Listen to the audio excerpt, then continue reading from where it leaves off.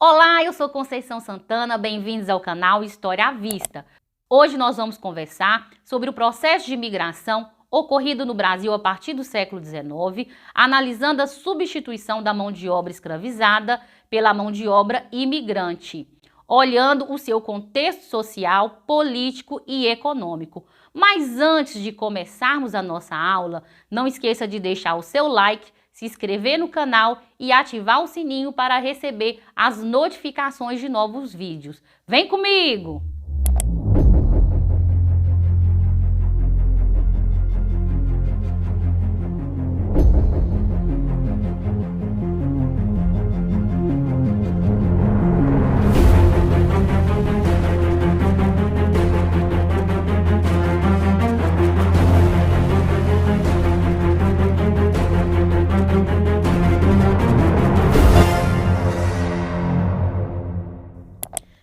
Quando falamos de imigração, estamos nos referindo ao movimento de chegada de pessoas em um país estrangeiro. Podemos dizer que esse processo começou em 1530 com a ocupação dos portugueses em terras brasileiras e a imigração forçada dos africanos escravizados.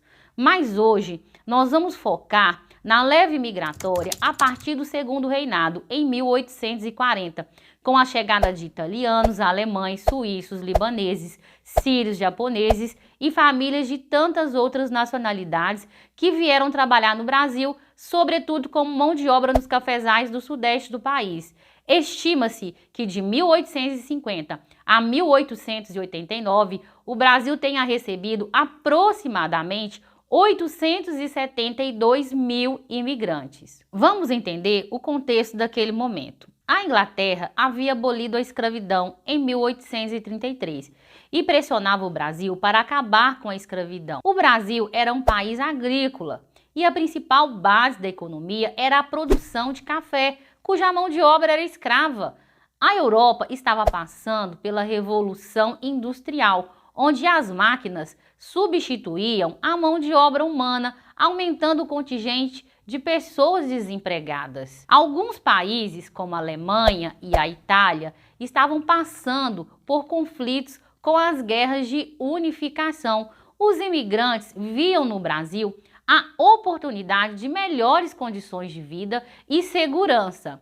A Lei Feijó de 1831 não tinha surtido efeito e o tráfico de escravos continuava. Nesse contexto, a Inglaterra aprovou em 1845 a Lei Bill Aberdeen, que dava plenos poderes à esquadra britânica para interceptar qualquer navio negreiro encontrado em águas brasileiras. Cedendo à pressão inglesa, o governo brasileiro aprovou em 1850 a Lei Eusébio de Queiroz, que proibia o tráfico externo de escravos. Mas a lei acabou influenciando o aumento do tráfico interno, aumentando o preço dos escravos.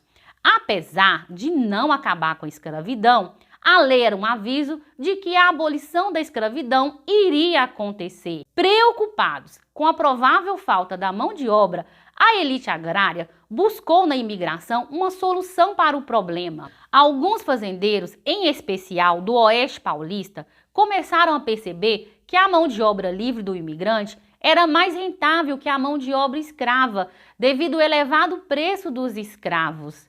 Também não podemos esquecer, nós precisamos destacar aqui, que a entrada de imigrantes era incentivada pelas teorias racistas de embranquecimento, que defendiam que a população brasileira deveria receber estrangeiros brancos, com o objetivo de diminuir a raça negra e indígena na formação do povo brasileiro. Havia uma grande preocupação com a ascensão social dos imigrantes e ex-escravos. Para dificultar a posse de terras pelos imigrantes e ex-escravos, os fazendeiros pressionaram o Estado a criar a Lei de Terras em 1850.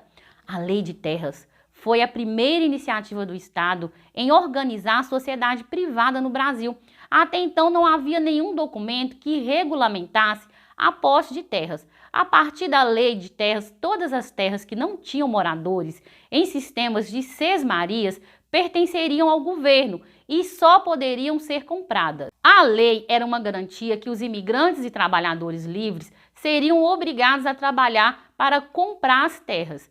Existiam dois modelos de contratos de trabalho: o sistema de parceria e o sistema de imigração subvencionada. O sistema de parceria é um acordo em que o proprietário de terras adiantava todas as despesas de viagem e de acomodação do empregado. Ao chegar aqui, o colono estrangeiro trabalhava até saldar suas dívidas e participava nos lucros obtidos na plantação. O problema todo é que este acordo era injusto. Ao chegar aqui, o colono já estava em dívida e só podia adquirir alimentos, roupas, moradias do seu empregador. Quando o colono chegava a receber a sua participação na colheita, não dava para pagar a sua viagem nem quitar as despesas. Ele ficava devendo e os juros só iam aumentando a conta. Mas, professora, que absurdo! Como as leis tratavam essa questão? As leis, ou no caso, a lei, era bem tendenciosa aos fazendeiros, pois era previsto prisão para quem pedisse demissão sem quitar as dívidas. Quem recebesse um imigrante de outra fazenda pagava também uma multa.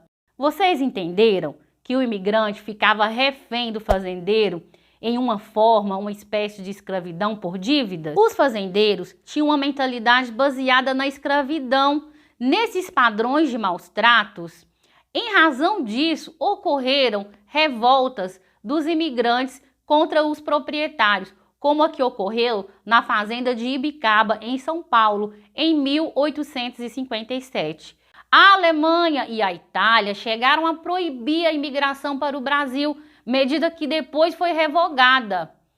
Percebendo a gravidade da situação, o governo resolveu intervir na questão da imigração. Então começou a imigração subvencionada a partir de 1870, com a entrada de trabalhadores que passou a ser paga pelo Estado. O governo arcava com as despesas da viagem e os imigrantes passaram a receber salários e uma pequena participação por pé de café plantado, diminuindo assim as tensões entre os fazendeiros brasileiros e os imigrantes.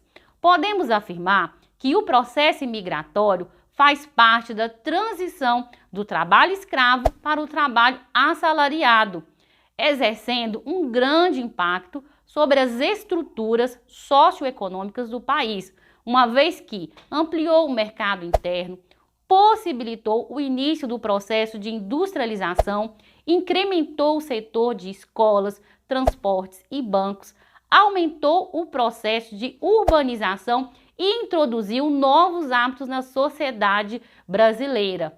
Mesmo com o fim do Segundo Reinado, em 1889, com a proclamação da República, a imigração continuou. Mas este é um assunto para a próxima aula. Nós vamos ficar por aqui. Espero que vocês tenham gostado. Um abraço!